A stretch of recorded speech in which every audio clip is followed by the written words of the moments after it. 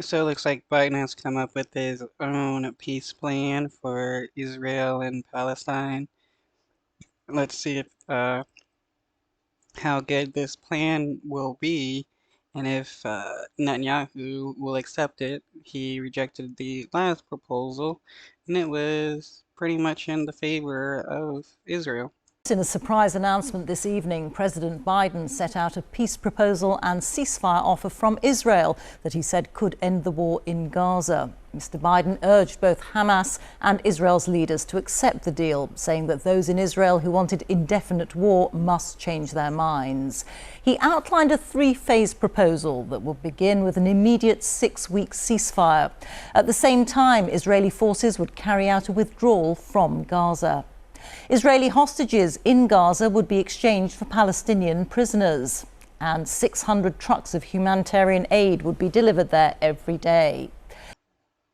That's definitely a lot better than the first phase of the last proposal. That was just a day ceasefire with the release of 33 hostages. Sounds like this first phase would have all Israeli hostages released, along with all of the Palestinian hostages. In the second phase, Hamas and Israel would negotiate a permanent end to hostilities. The final phase would include a major reconstruction operation in Gaza with international support. The other peace proposal plan would eventually have a permanent ceasefire after, like, the third phase, once all the hostages were released. Netanyahu did reject that plan. I know there are those in Israel who will not agree with this plan and will call for the war to continue indefinitely. Some are even in the government coalition. And they've made it clear they want to occupy Gaza. They want to keep fighting for years, and the hostages are not a priority to them. Well, I've urged the leadership in Israel to stand behind this deal, despite whatever pressure comes. Wow, it's wild how he's calling out the Israeli government for not caring about the hostages, especially, he's talking about Netanyahu here. Well, let's speak now to Tom Bateman, who's in Washington for us. Tom, you're a former Middle East correspondent. You know the region well. How significant is this proposal?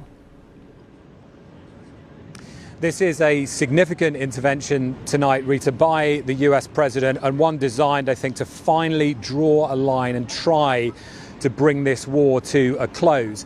Now, at the heart of the announcement there was one very significant expression, phrase by Joe Biden, and that was about a permanent end to hostilities. He called it a permanent cessation in the second phase, negotiated in the first, but after 6 weeks, a permanent cessation. That means an end to this war. And the critical point there is that had been the crucial demand of Hamas all the way through.